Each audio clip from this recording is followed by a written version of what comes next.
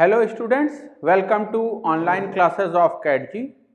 बच्चों, आज हम लोग हाइड्रोकार्बन के लेक्चर में पढ़ेंगे रिएक्शंस जो कि हैं एल्काडाइईन के। साथ ही साथ हम लोग सीखेंगे एलाइलिक सब्स्टिट्यूशन और इलेक्ट्रोफिलिक एडिशन के बीच में कंपटीशन। तो शुरू किया जाए।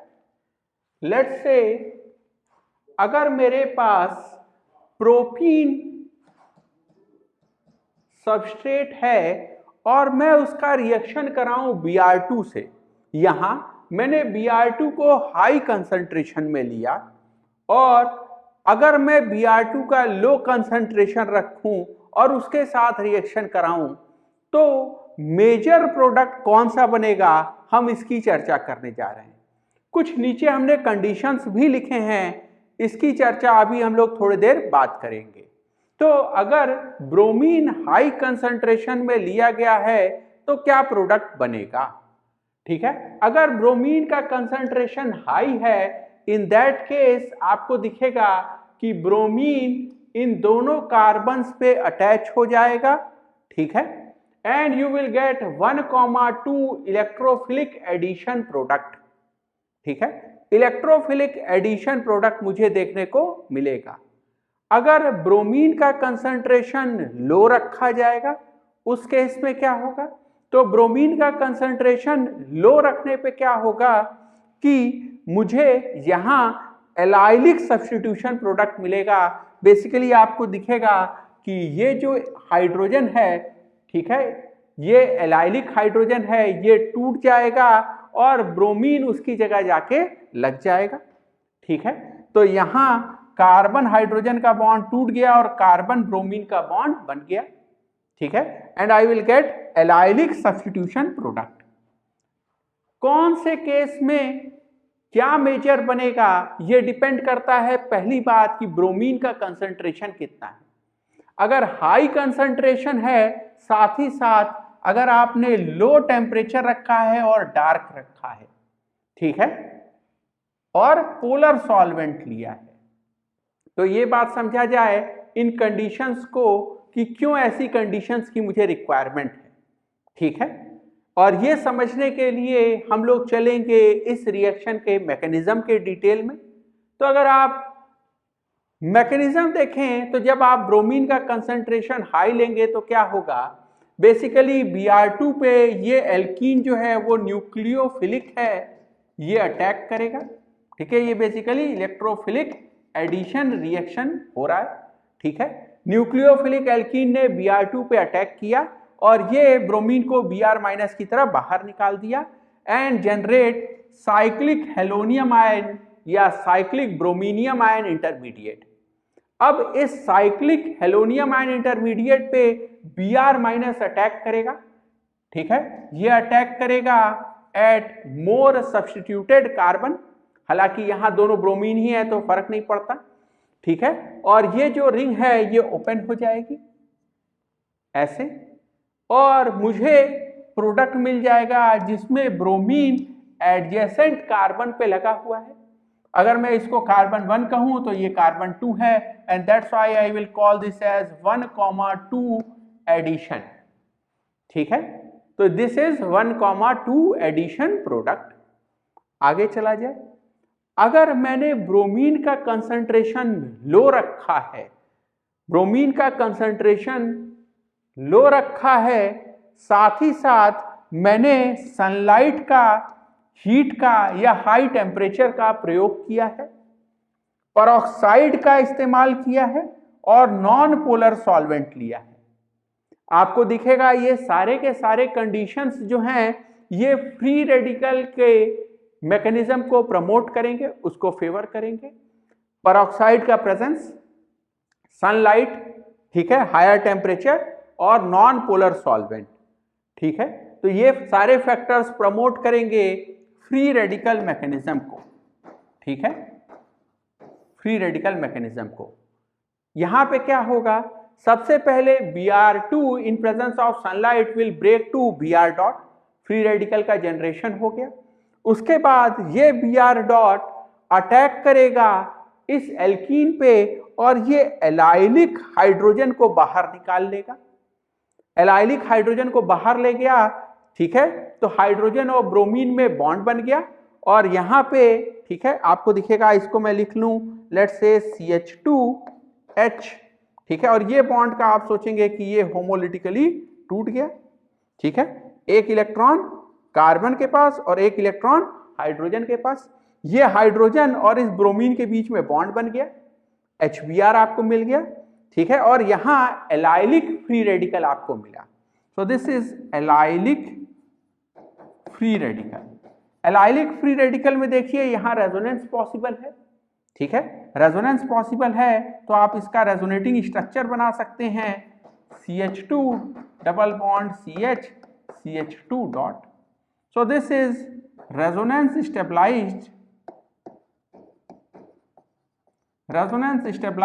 Allylic free radical. अब अगले स्टेप पे क्या होगा, ये एलाइलिक फ्री रेडिकल Br2 से वापस ब्रोमीन खींच लेगा and there will be generation of Br dot. आपको दिखाई देगा ये जो स्टेप था ये इनिशिएशन स्टेप है, ठीक है, फ्री रेडिकल चेन रिएक्शन जो है ये 3 स्टेप्स में होता है। पहला स्टेप है इनिशिएशन स्टेप, जहां फ्री रेडिकल का जनरेशन हुआ, and these are propagation steps, propagation step 2A and 2B, ठीक है, ये इनिशिएशन स्टेप 1 है, ये प्रोपोगेशन स्टेप 2A और 2B है। यहां देखिए प्रोपोगेशन स्टेप में क्या हो रहा है, एक फ्री रेडिकल Br डॉट से दूसरा फ्री रेडिकल आपको मिल गया और अगले 2B में फिर से एलाइलिक फ्री रेडिकल से आपको Br डॉट मिल गया। तो एक फ्री रेडिकल दूसरे फ्री रेडिकल को बना रहा है, यही प्रोपोगेशन होता है। और नेट रिएक्शन अगर आपको चाहिए तो आप क्या करेंगे, दोनों प्रोपोगेशन स्टेप्स को जोड़ दीजिएगा, दोनों प्रोपोगेशन स्टेप्स को देखेंगे तो Br डॉट दोनों साइड कैंसिल हो जाएगा, ये एलाइलिक फ्री रेडिकल दोनों साइड है ये कैंसिल हो जाएगा। नेट रिएक्शन विल बी, ठीक है, propene plus Br2 gives 3 bromo propene. इसका अगर मैं IUPAC नेम लिखूं तो 1 2 3, दिस इज 3 ब्रोमो प्रोप 1 इन, या सिंपली आप प्रोपीन लिखें क्योंकि 1 रिडंडेंट है। सो this is 3 bromo propene. Allylic position पे आपको दिख रहा है कि हाइड्रोजन हटके ब्रोमीन लग गया, ये वाला पोजीशन एलाइलिक पोजीशन पे आपको दिखेगा कि हाइड्रोजन हट गया और वहां ब्रोमीन लग गया, ठीक है। अब कंडीशंस की एक बार फिर से चर्चा कर ली जाए। यहां पे देखिए ये फ्री रेडिकल मैकेनिज्म से होना है और इसीलिए मैंने सारे कंडीशंस ऐसे लिए हैं जो फ्री रेडिकल मैकेनिज्म को प्रमोट कर रहे हैं, जैसे कि सनलाइट, ठीक है, ब्रोमीन ब्रोमीन के बीच में बॉन्ड तोड़ने के काम आएगा, या हीट, या यही काम आप, ठीक है, 500 डिग्री सेंटीग्रेड टेम्परेचर से, हाई टेम्परेचर से कर सकते हैं। अगला परऑक्साइड का इस्तेमाल, फ्री रेडिकल इनिशिएटर का इस्तेमाल किया आपने, और आपने नॉन पोलर सॉल्वेंट लिया है। इसके अपोजिट यहां जो मैकेनिज्म है ये इलेक्ट्रोफिलिक एडिशन रिएक्शन है। यहां, ठीक है, आपको दिखाई देगा कि न्यूक्लियोफिलिक एल्कीन ने Br2 पे अटैक किया। आप सोच सकते हैं कि एज इफ यहां Br प्लस था जो साइक्लिक हेलोनियम आयन इंटरमीडिएट बनाया, ठीक है, और यहां इसीलिए हम लोग पोलर सॉल्वेंट ले रहे हैं।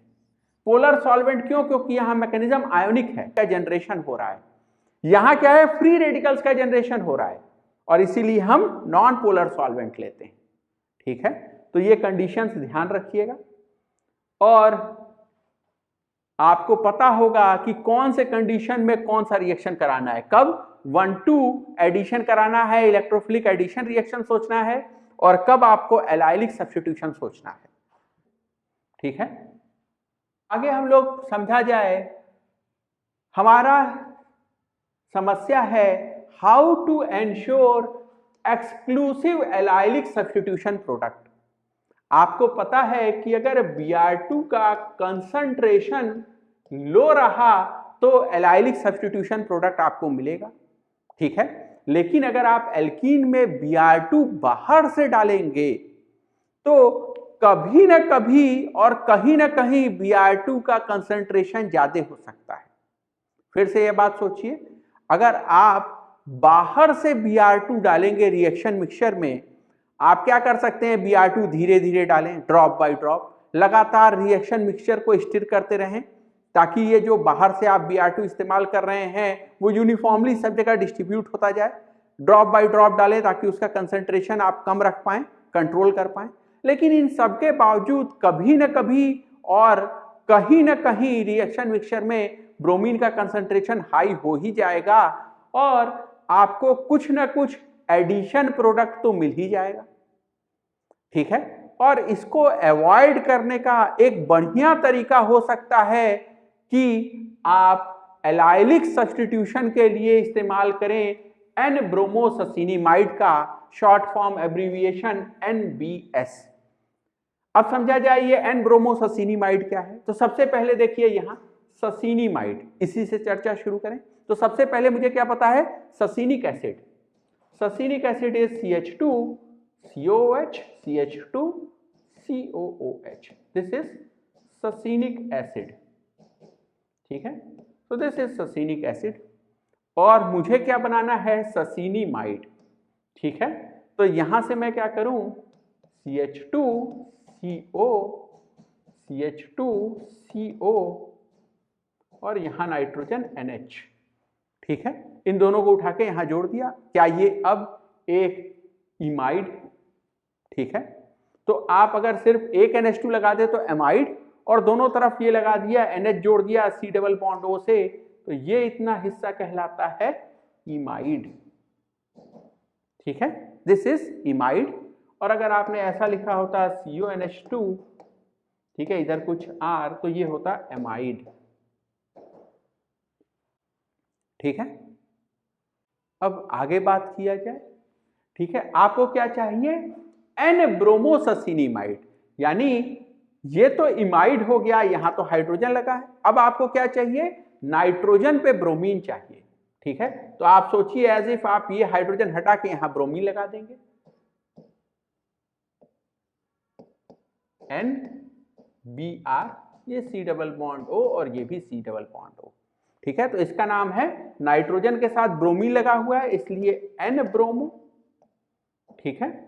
और ससिनिक एसिड से ये बना है ससिनी और ये इमाइड है, ठीक है। तो ससिनिमाइड, तो N-ब्रोमोससिनिमाइड, ठीक है। आप बिल्कुल ऐसे ही सोच सकते हैं NCS, N-क्लोरोससिनिमाइड, ठीक है। वहां पे क्या होगा, सेम, जहां ब्रोमीन दिख रहा है वहां पे क्लोरीन लगा दीजिए।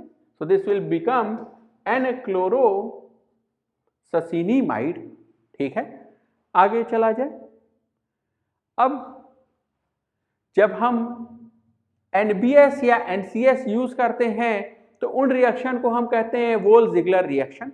देखिए यहां क्या होगा, यूजिंग NBS और NCS, ठीक है, low concentration of halogen is ensured as it is generated through in situ।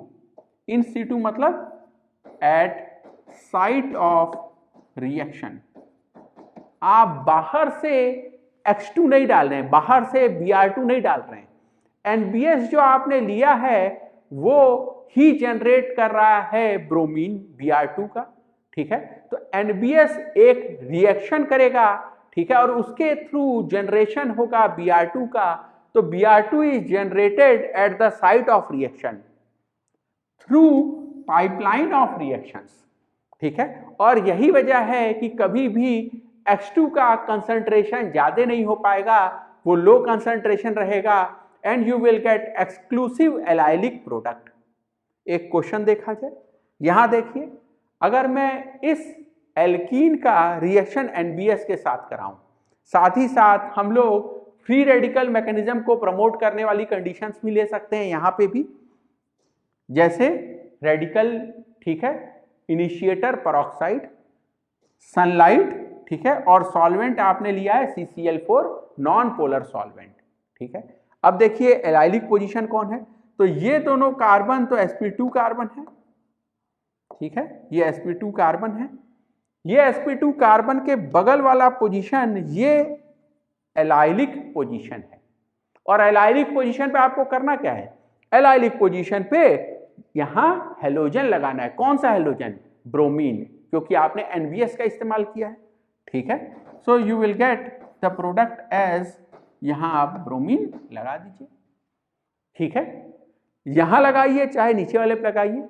अब अगर आप स्टीरियोकेमिस्ट्री की बात करें तो यहां जनरेट होगा फ्री रेडिकल, क्योंकि ये रिएक्शन फ्री रेडिकल मैकेनिज्म से होता है, तो यहां सी डॉट जनरेट होने वाला है। और यही वजह है कि जो ब्रोमीन अटैक कर रहा है वो टॉप से भी अटैक कर सकता है या फ्रंट से भी अटैक कर सकता है और रियर से भी अटैक कर सकता है या बॉटम से अटैक कर सकता है। तो आपको समझना होगा कि ये जो ब्रोमीन है ये वेज पोजीशन पे भी हो सकता है, साथ ही साथ ये डैश पोजीशन पे भी हो सकता है, ठीक है। तो वेज और डैश दोनों पे हो सकता है। आपको दिखाई देगा कि आपको यहां इनेंशियोमर का पेयर मिला। इनेंशियोमर का पेयर यानी आपको रैसमिक मिक्सचर या रैसमेट प्रोडक्ट मिला, ठीक है। ध्यान रखिएगा, this proceeds through free radical mechanism, और यहां आपको ये इंटरमीडिएट मिला है, ठीक है। तो ये इंटरमीडिएट के थ्रू रिएक्शन होगा। यही वजह है कि आपको दिखाई देगा कि ब्रोमीन, ठीक है, टॉप से भी आया और बॉटम से भी आया, या आप कहिए फ्रंट और रियर से बराबर बराबर आया, 50% ये 50% ये, ठीक है। ये बात समझ में आया। तो ये बात हो गई स्टीरियोकेमिस्ट्री की। आगे चला जाए, कुछ क्वेश्चंस के थ्रू जो हमने अभी तक कॉन्सेप्ट समझा है उसको और पक्का किया जाए। कुछ क्वेश्चन है, सबसे पहले इन्हीं को शुरू किया जाए इनसे। सबसे पहले आप देखिए क्वेश्चन का 1 का पार्ट ए। यहाँ आप NBS के साथ रिएक्शन करा रहे हैं इन प्रेजेंस ऑफ बेंजोइल परऑक्साइड। ये परऑक्साइड लिखने में थोड़ा गड़बड़ हो गया है, ऐसा नहीं करना चाहिए, ये इसको बेंजोइल परऑक्साइड बना दिया जाए, ठीक है। सो दिस इज बेंजोइल परऑक्साइड। अब बेंजोइल परऑक्साइड में आपको पता है रिएक्शन का मैकेनिज्म क्या होने जा रहा है, फ्री रेडिकल। सबसे पहले समझिए ये एलाइलिक पोजीशन है, यहां फ्री रेडिकल जनरेट कर दीजिए। So this will give CH2 dot CH double bond CH2। और आप समझिए ये जो कार्बन, ये कार्बन 14 है, आइसोटोप की इस्तेमाल किया गया है। तो इस एलाइलिक फ्री रेडिकल में रेजोनेंस होगा, रेजोनेंस होगा यानी आपको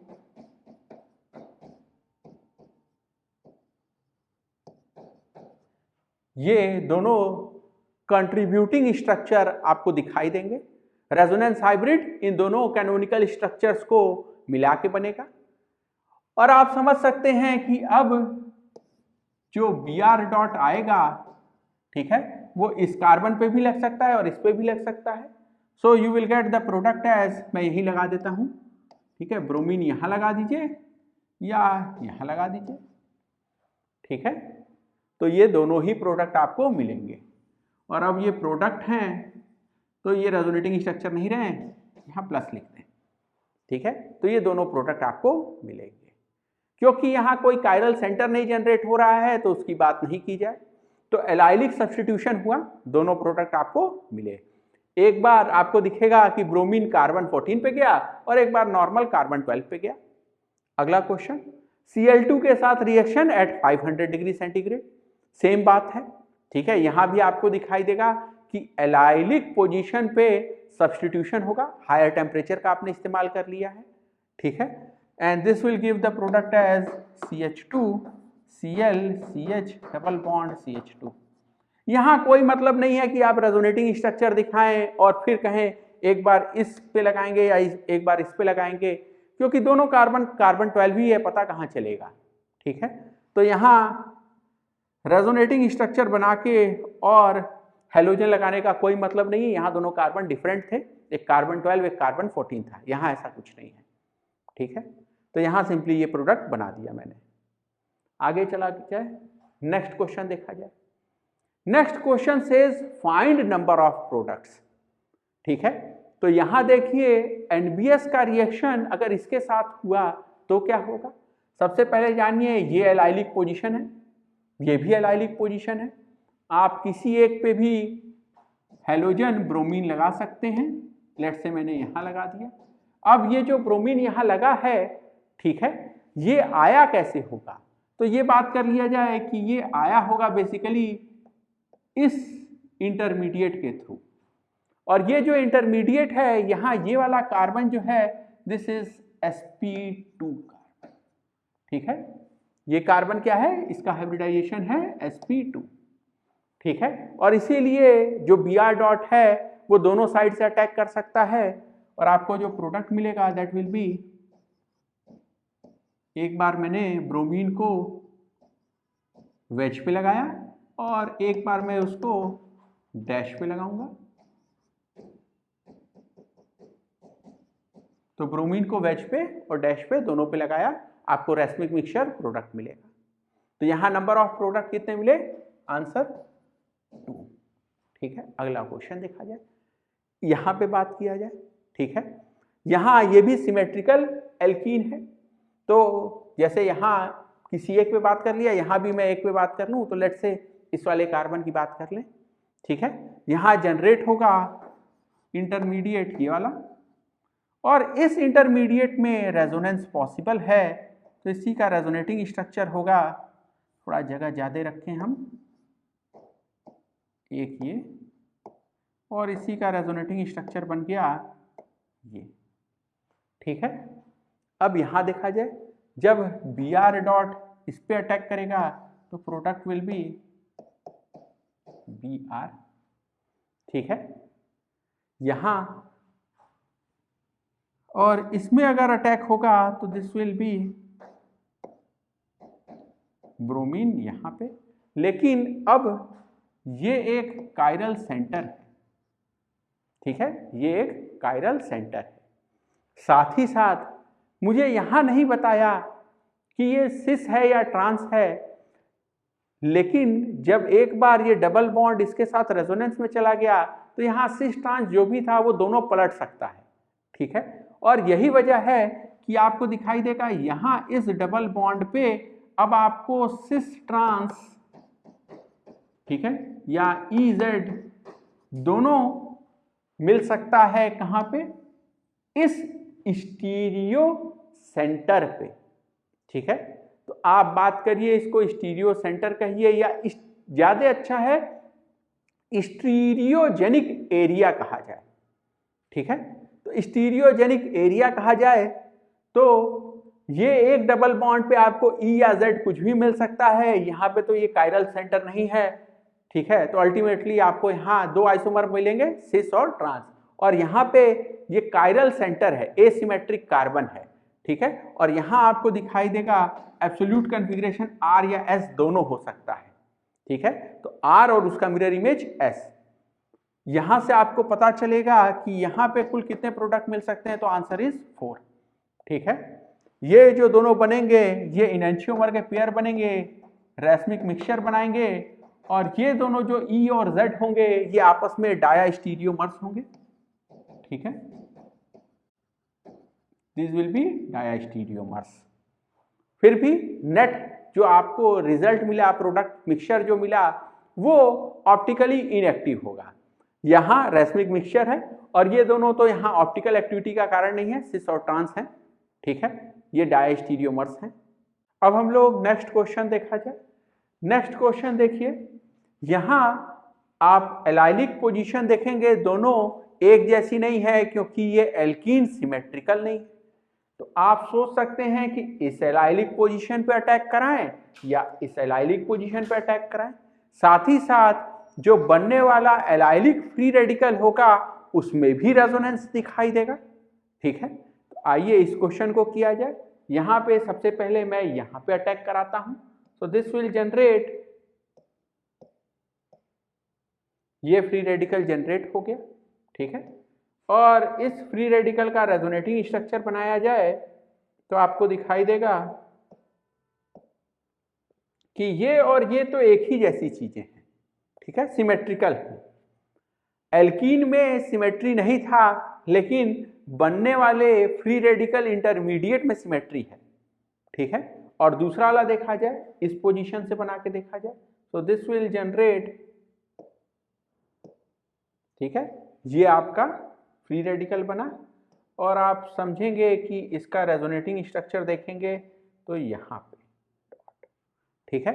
अब Br डॉट एज इफ यहाँ आके लग जाएगा, सो यू विल गेट, यहाँ से तो एक ही प्रोडक्ट मिलेगा, ठीक है। तो यहाँ से जो एक प्रोडक्ट मिलेगा उसको मैं इधर ले चल के बनाता हूँ, ठीक है। So this will generate Br। क्या ये एक कायरल सेंटर बना, ठीक है। और अगर ये कायरल सेंटर बना यानी यहाँ पे आपको R और S दोनों एब्सोल्यूट कॉन्फ़िगरेशन मिल सकते हैं। अगला देखा जाए, यहां से बनाया जाए, खासकर इस वाले से। सो दिस विल जनरेट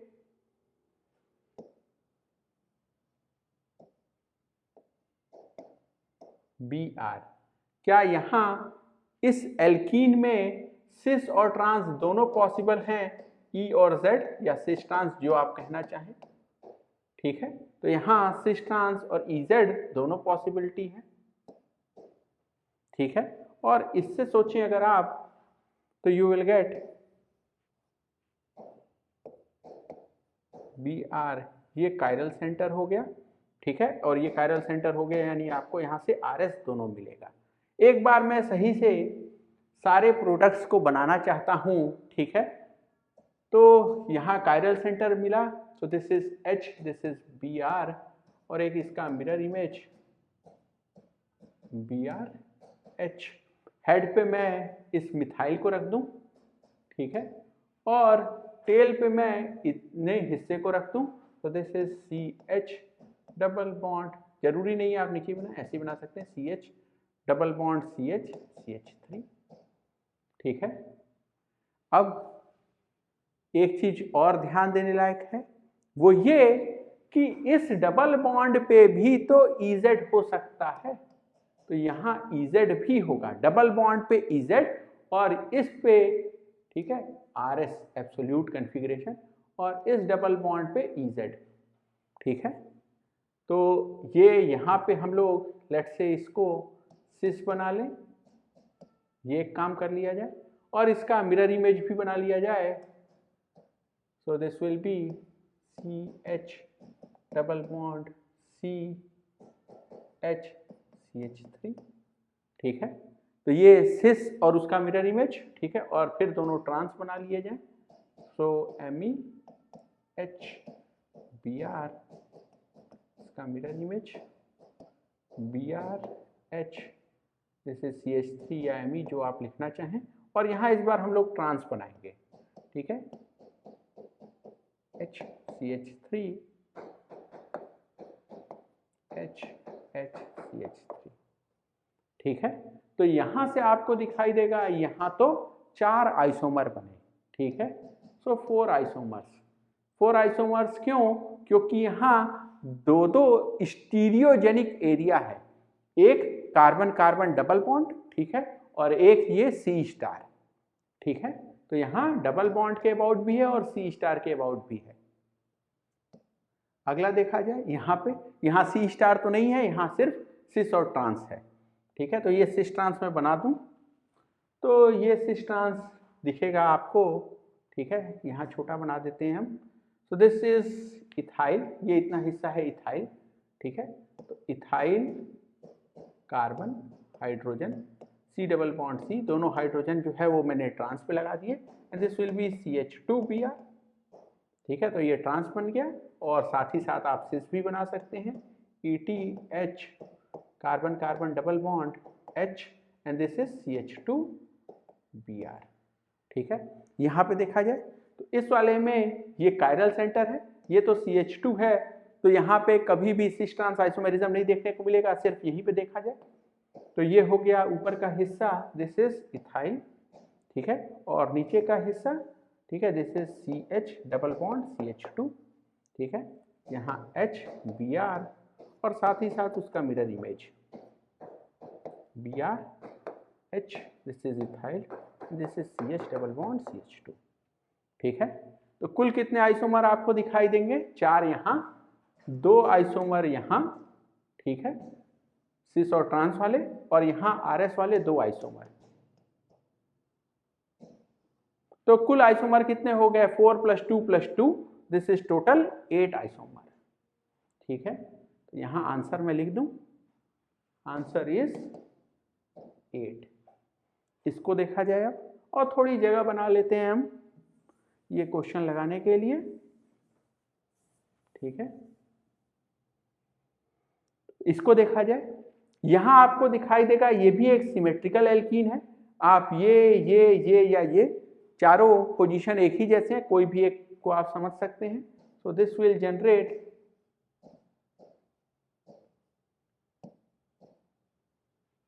ठीक है दिस फ्री रेडिकल इंटरमीडिएट, और इसमें आप रेजोनेंस सोच लीजिए।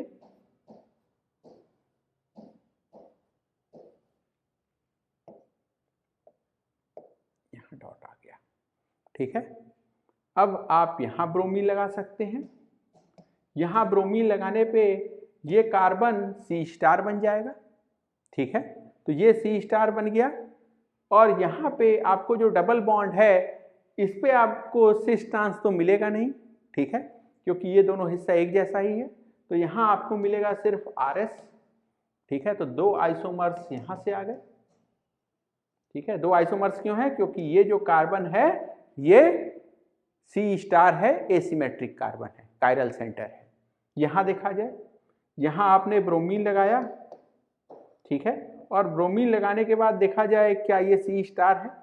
तो ये देखिए, ये रिंग में कोई डबल बॉन्ड नहीं, ये रिंग में डबल बॉन्ड है, यानी यहां पे ये जो कार्बन है ये C* बन गया। अब इसके पास चला जाए। ठीक है, यहां पे आप देखिए ये है हाइड्रोजन। ठीक है, एंड दिस रिंग और ये वाला रिंग इस पे, तो क्या यहां आप पता लगाना चाहते हैं क्या यहां EZ पॉसिबल है? ठीक है, तो क्या यहां ज्योमेट्रिकल आइसोमेरिज्म होगा? ठीक है, तो ज्योमेट्रिकल आइसोमेरिज्म की इस पे बात करें अगर हम, तो रिंग साइज छोटा है, इस वजह से यहां ज्योमेट्रिकल आइसोमेरिज्म आपको नहीं देखने को मिलेगा। ठीक है, तो यहां आपको दिखाई देगा कि सिस ट्रांस इस डबल बॉन्ड के अबाउट नहीं हो सकता, सिर्फ यही एक कायरल सेंटर है।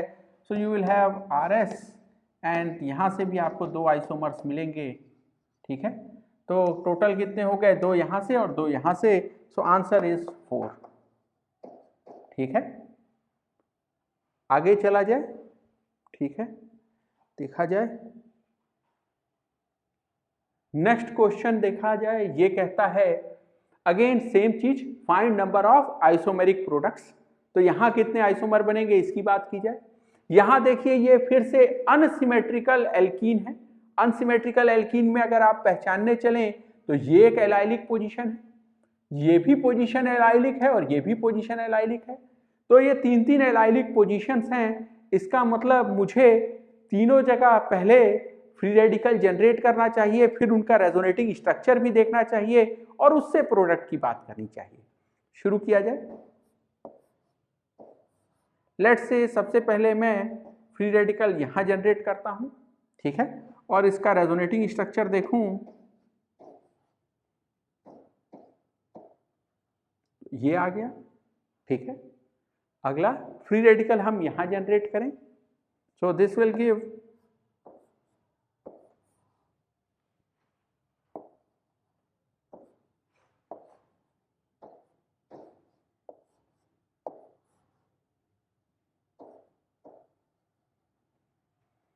ठीक है, आगे चलें और अब इसकी बात कर लें। ठीक है, तो this will give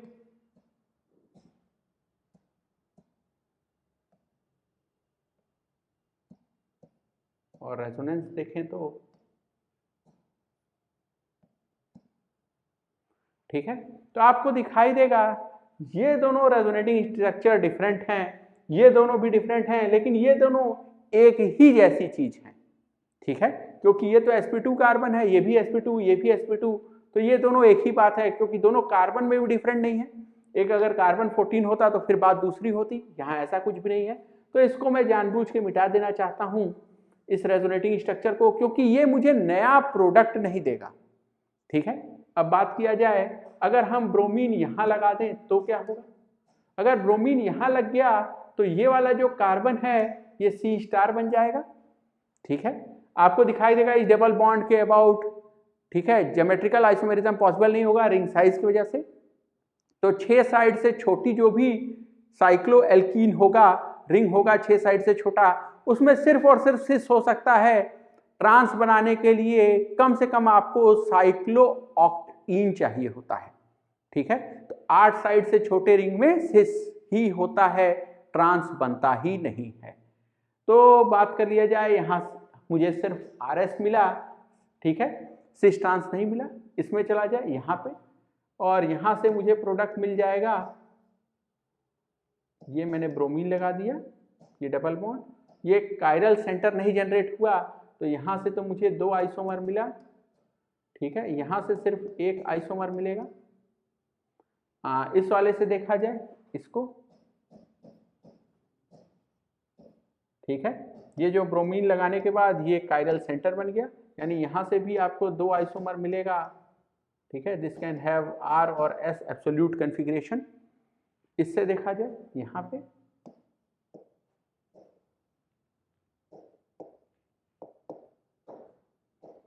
this is C star, ठीक है। यहां पे भी आपको RS एब्सोल्यूट कॉन्फ़िगरेशन मिलेगा, तो यहां से भी आपको 2 आइसोमर मिलेंगे, ठीक है। इस वाले पे देखा जाए,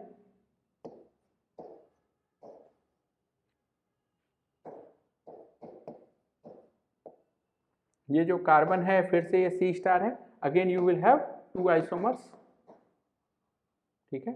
यहां भी RS, तो टोटल कितने मिल गए, 2 + 2 4 6 7 and 2 9, so you will have 9 isomeric products. तो आपको दिखाई देगा यहां आपको स्ट्रक्चरल आइसोमर में पोजीशन आइसोमर दिख रहा है, ठीक है, पोजीशन आइसोमर। इनेंशियोमर का पेयर भी दिख रहा है, ठीक है, तो इनेंशियोमर के पेयर हैं। और डायास्टीरियोमर की बात कर ली जाए तो डायास्टीरियोमर नहीं, डायास्टीरियोमर भी नहीं है, ठीक है। तो या तो इनेंशियोमर है या तो स्ट्रक्चरल आइसोमरिज्म में आपको पोजीशन आइसोमर दिख रहा है। टोटल 9 आइसोमेरिक प्रोडक्ट्स मिलेंगे, ठीक है। आगे चला जाए, नेक्स्ट क्वेश्चन देखा जाए। तो नेक्स्ट क्वेश्चन सेज, आपने रिएक्शन कराया है NBS के साथ एट 0 डिग्री सेंटीग्रेड, ठीक है, लेकिन आपने सॉल्वेंट ले लिया है H2O THF, ठीक है। अब ध्यान दीजिएगा, H2O जो है ये कैसा सॉल्वेंट है, दिस इज प्रोटिक। और प्रोटिक सॉल्वेंट जो है वो फ्री रेडिकल मैकेनिज्म को प्रमोट नहीं करता, वो तो इलेक्ट्रोफिलिक मैकेनिज्म को या आयोनिक मैकेनिज्म को प्रमोट करता है। तो यहां क्या होगा, so here there will not be generation of free radical, reaction जो है वो एलाइलिक सब्स्टिट्यूशन ना होके यहां इलेक्ट्रोफिलिक एडिशन रिएक्शन हो जाएगा, ठीक है। तो यहां आपको दिखाई देगा कि फ्री रेडिकल मैकेनिज्म ना होके आयोनिक मैकेनिज्म है, ठीक है, एलाइलिक सब्स्टिट्यूशन ना होके यहां आपको दिखाई देगा ये एडिशन रिएक्शन है, 1,2 एडिशन कहा जाए क्योंकि अगल बगल के कार्बन पे एडिशन होगा, ठीक है। सबसे पहले क्या होगा, there will be formation of bromine, यहां लगा दिए प्लस यहां लगा दिए, ठीक है। और दूसरा स्टेप होगा, यहां न्यूक्लियोफाइल होगा H2O, ठीक है। तो न्यूक्लियोफाइल है H2O, वर्किंग न्यूक्लियोफाइल है OH-, और आप OH- यहां लगा दीजिए, तो ब्रोमीन यहां, OH यहां, there will be formation of bromohydrin, ठीक है। There will be formation of bromohydrin. Mechanism जो है वो हो गया आपका आयोनिक मैकेनिज्म या इलेक्ट्रोफिलिक एडिशन रिएक्शन आपको यहां देखने को मिलेगा, ठीक है। तो ध्यान रखिएगा, सॉल्वेंट इंपॉर्टेंट है, ठीक है। अगर आपको न्यूक्लियोफिलिक सॉल्वेंट दे दिया, ठीक है, वाटर जैसा, then there will be generation of Br+ and Br-। अगला देखा जाए, हाँ, इसमें कहता है राइट प्रोडक्ट, सो प्रोडक्ट मैंने लिख दिया है।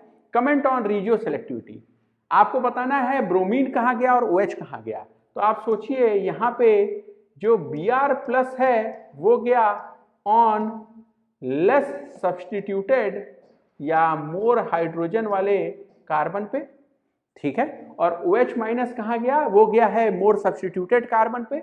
और यही वजह है कि अगर मुझे रिजियो सेलेक्टिविटी कहना है तो मैं एक शब्द कहूंगा मार्कोनिकोव एडिशन हुआ है। So there is Markovnikov addition in this case. अगला बात किया जाए स्टीरियो, वो छूट गया है, स्टीरियो केमिस्ट्री का। ठीक है, तो स्टीरियो केमिस्ट्री अगर आपको देखने को मिलता तो यहां आपको समझ में आता कि अगेन यहां कार्बोकेटायन न बना के ज्यादा अच्छा होता कि हम साइक्लिक हेलोनियम आयन बनाते। ठीक है, तो कार्बोकेटायन नहीं बनेगा, साइक्लिक हेलोनियम आयन बनेगा इंटरमीडिएट। और ये साइक्लिक हेलोनियम आयन वाटर का जो अटैक होगा वो बैक साइड अटैक होगा रिंग ओपनिंग के लिए। ठीक है, तो यहाँ H2O का जो अटैक है वो मोर सब्स्टिट्यूटेड कार्बन पे है, बैक साइड अटैक है। ठीक है, और इसीलिए आपको स्टीरियो केमिस्ट्री दिखाई देगा कि ये रिएक्शन स्टीरियो स्पेसिफिक है, स्टीरियो स्पेसिफिक। ठीक है, and there is anti addition. तो यहाँ जो आपका ब्रोमीन और OH लगा है ये एक दूसरे के एंटी लगा होगा। ठीक है, और ये रिएक्शन में आपको एंटी एडिशन दिखाई तो नहीं देगा, पता नहीं चलेगा, लेकिन फिर भी there is anti addition of Br plus and OH minus. तो Br प्लस और OH माइनस का आपको एंटी एडिशन यहां दिखाई देगा। This was all about stereochemistry of the reaction. Thank you.